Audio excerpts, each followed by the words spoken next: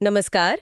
आज हम साम्यवाद और पूंजीवाद इन दो बहुत बड़ी इकोनॉमिक और पॉलिटिकल सिस्टम्स पर मिली जानकारी को थोड़ा खंगाल रहे हैं। हाँ, हमारे पास कुछ कंपैरेटिव स्टडीज हैं और कुछ देशों के रियल वर्ल्ड एक्सपीरियंसेस भी हैं।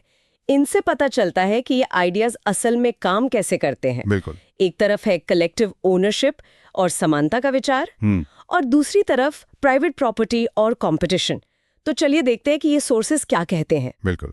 और ये सोर्सेज ना कुछ बुनियादी सवाल उठाते हैं, जैसे कि प्रोडक्शन कौन कंट्रोल करता है, हाँ, प्रॉफिट कैसे बढ़ता है, लोगों को काम करने का मोटिवेशन क्या है, और हाँ, सबसे जरूरी पर्सनल फ्रीडम कितनी है। सही। और जब हम सोवियत संघ, चीन, क्यूबा जैसे देशों को देखते हैं तो ये सिद्धांत असल में कैसे लागू हुए हैं वो साफ दिखता है। हाँ, और ये देखना भी दिलचस्प है कि एक ही थ्योरी अलग अलग जगह कैसे अलग अलग नतीजे देती है। बिल्कुल बिल्कुल, कॉन्टेक्स्ट बहुत मैटर करता है। तो अगर हम मेन डिफरेंसेस की बात करें तो सोर्सेज यही बताते हैं कि साम्यवाद में सरकार का कंट्रोल बहुत ज्यादा होता है। हाँ जोर कलेक्टिव गुड पर होता है। हाँ, लेकिन अक्सर इसकी एक कीमत होती है, जैसे इनोवेशन कम हो जाना या फिर पर्सनल फ्रीडम का सिकुड़ जाना। सही कहा। और दूसरी तरफ पूंजीवाद है, वो प्राइवेट ओनरशिप, प्रॉफिट और कंपटीशन को बढ़ावा देता है, जिससे अक्सर इनोवेशन और फ्रीडम तो ज्यादा मिलती है। एग्जैक्टली। लेकिन जैसा कि सोर्सेस पॉइंट आउट करते हैं, इनइक्वालिटी बढ़ने का खतरा भी साथ साथ रहता है। हाँ, वो एक बड़ा चैलेंज है। तो अब देखते हैं कि ये सब असल दुनिया में कैसे प्ले आउट हुआ।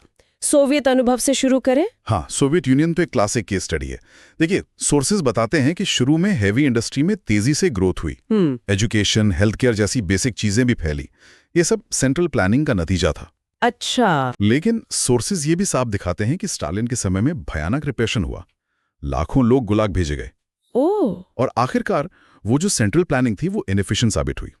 इनोवेशन की कमी थी, अर्थव्यवस्था चरमरा गई।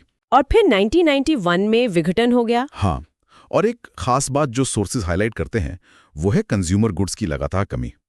ये सेंट्रलाइज्ड प्लानिंग की एक बड़ी फेलियर थी। और चीन का रास्ता, वो तो एकदम ही अलग रहा है, खासकर माओ के दौर की त्रासदियों के बाद। बिल्कुल। सोर्सेज बताते हैं ग्रेट लीप फॉरवर्ड के बारे में, जो एक भयानक इकोनॉमिक एक्सपेरिमेंट था। हाँ, और सांस्कृतिक क्रांति भी, जिसने पूरे समाज को हिलाकर रख दिया था। हाँ, लाखों जाने गई, डेवलपमेंट रुक गया। बहुत ही दुखद दौर था वो। लेकिन फिर जो हुआ वो काफी ड्रामेटिक था, डेंग शाओपिंग के आने के बाद। हाँ, 1978 के बाद चीन ने मार्केट बेस्ड रिफॉर्म्स अपनाए। सोर्सेज इसे अक्सर स्टेट कैपिटलिज्म कहते हैं। मतलब कि कम्युनिस्ट पार्टी का कंट्रोल तो मजबूत है, लेकिन इकोनॉमी में कैपिटलिस्ट एलिमेंट्स हावी हैं, जैसे प्राइवेट इंडस्ट्री, फॉरेन इन्वेस्टमेंट। अच्छा। और आंकड़े तो कमाल के हैं। इस मॉडल से करोड़ों लोग गरीबी से बाहर निकले, अभूतपूर्व स्पीड से। शायद इतिहास का सबसे बड़ा पॉवर्टी रिडक्शन प्रोग्राम। वाओ। लेकिन जैसा सोर्सेस साफ करते हैं, पॉलिटिकल और पर्सनल फ्रीडम पर आज भी बहुत पाबंदियां हैं। हाँ, वो कीमत चुकानी पड़ रही है। बिल्कुल। अच्छा, और क्यूबा का एक्सपीरियंस इनसे कैसे अलग है? 1959 की क्रांति के बाद कास्ट्रो ने तो कम्युनिस्ट मॉडल अपनाया था। हाँ, अपनाया था। और सोर्सेस के मुताबिक एजुकेशन और हेल्थ केयर फ्री हो गए। ये एक बड़ी अचीवमेंट मानी जाती है। लेकिन इसका दूसरा पहलू ये कि इकोनॉमिक फ्रीडम लगभग खत्म हो गई। प्राइवेट बिजनेस पर भारी रोक लगी। तो नतीजा क्या हुआ? नतीजा, सोर्सेज बताते हैं कि देश दशकों से इकोनॉमिक स्टैग्नेशन और गरीबी से जूझ रहा है।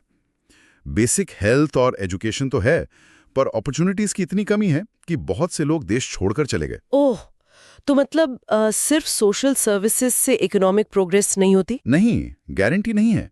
ये दिखाता है कि इकोनॉमिक फ्रीडम भी जरूरी है। तो इन सारे केस स्टडीज और कंपैरिजन से हम क्या निचोड़ निकाल सकते हैं? What's the takeaway? निचोड़ काफी सीधा है, जैसा सोर्सेज में दिखता है।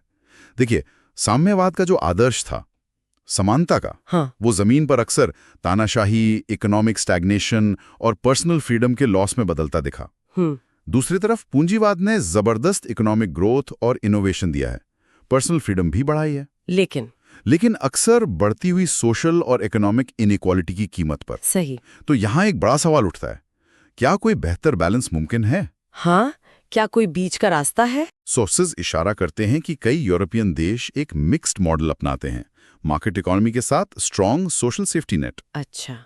जहां मार्केट की एफिशिएंसी भी हो और सोशल वेलफेयर का ध्यान भी रखा जाए। तो आखिर में ये सोचने वाली बात है कि कोई भी सोसाइटी वो इंडिविजुअल इनिशिएटिव, कंपटीशन, इनोवेशन की एनर्जी को कैसे इस्तेमाल करें और साथ ही कलेक्टिव वेलबींग और सोशल इक्वालिटी की ज़रूरतों का भी ध्यान रखें। बिल्कुल, ये एक कांस्टेंट बैलेंसिंग एक्ट है। हाँ, ये एक लगातार चलने वाली बहस है और शायद इसका कोई एक परफेक्ट जवाब नहीं है। अलग अलग जगहों पर अलग अलग वक्त में शायद अलग अलग बैलेंस खोजने की ज़रूरत है। सही कहा, ये एक ऐसा सवाल है जिस पर लगातार सोचते रहने की ज़रूरत है। बिल्कुल, इस पर आगे भी विचार किया जा सकता है।